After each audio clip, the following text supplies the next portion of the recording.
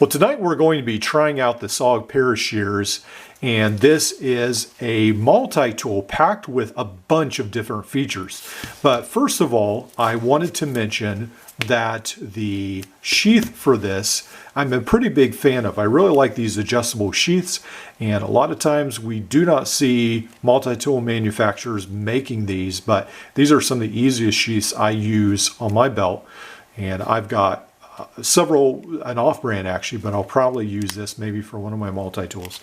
And I really like this big strip of Velcro because you can use it in different sizes for different tools. Now this one has a hole in the bottom because we're going to be putting the SOG Parashears in here, and you can see there's this compound leverage system and they could be fairly sharp, and I think that's part of the reason why it's going to fit like so. And then those gears can just sort of sit there and not constantly rub against the bottom, which makes sense. And then it just folds up set. All right, so we're going to be going ahead and checking out the SOG Parashears. We'll go ahead and open it up. Again, we have already sort of seen this compound leverage system, which I really like on a lot of their multi-tools, SOG Power Pint, Take and Point. Now, it does seem like the gears on these are not near as many as some of the other multi-tools. So I do have, I believe I've got a power lock as well. So these are going to be the gears on the power lock. It does not seem like the gears are as much on this, but that's just sort of an interesting aside note. So let's go ahead and cut some cord to begin with. And these actually seem to cut pretty well. All right, and then I brought in an old pair of pants that I have just basically ruined. So let's go ahead and let's say this is for an EMT. And yeah, so it actually cuts right through that. So pretty impressed with that as well. That does actually seem to do a good job.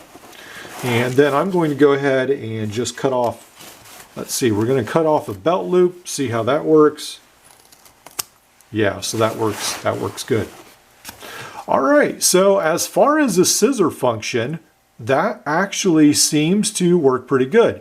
Then we do have a ruler on here, on just the one side it looks like, and that is going to be the scissor part of the tool. Now, we'll go ahead and collapse this, and we've got a couple more, well, actually a bunch more tools. So we do have this locking cutter, and I'm going to bring in an old rag I have right here. And actually, I find that this actually does cut fairly well on at least some of this type of material.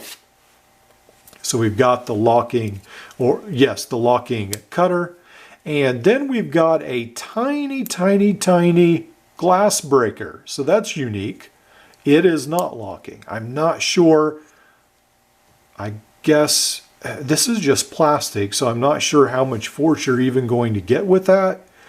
That doesn't make a whole bunch of sense. I could see it on the metal part of it, but these are plastic handles. But anyway, that's where that is. So we've got the knife there, and then on the inside here, we've got a set of tweezers as well. So these are going to be more robust tweezers. So we've got those. And then we are going to have on the other side several locking implements. And these do lock at an angle because of how the tool is made. So we have got the bottle cap lifter, we've got the screwdriver. Now, I believe the angle and these handles, I'm not sure what kind of screws you're going to be able to undo with that. Maybe it works, but I would think that would be a little bit awkward to use it that way. I guess it sort of could work. But again, it's going to be hampered by these handles. All right, so we can unlock that. And then we do also have the serrated knife. We do have an awl with the eyelet, and we do have a Phillips screwdriver as well. So we're going to have all these tools that are locking. So fairly nice tool complement. So that is the one thing I like. Now, I'm not a huge fan of how the tools come out at an angle, but I really like the tool complement. So I have to say I'm impressed with the scissors. The cutter seems sharp. It has a fairly large implement of tools. I really like that they use that space in the handle to add some extra tools. I'm not a fan of this glass breaker. I really feel like that's just sort of gimmicky, to be honest. And I'm not a fan of these handles either. So I have to say these do feel a little cheap. I mean, you can just move these. They are plastic. I really wish SOG had sort of made them metal or at least tougher plastic, but it is how they designed it. So, but otherwise, the multi-tool seems designed really well, and it seems to work very good, and the scissors seem very sharp. So I would definitely recommend it for like around the house.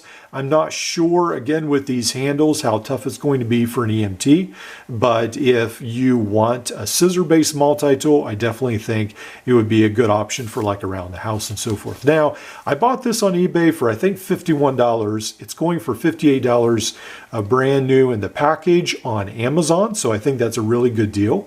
There's only 12 left. And then on SOG's website, I think they're going for around $67 or so.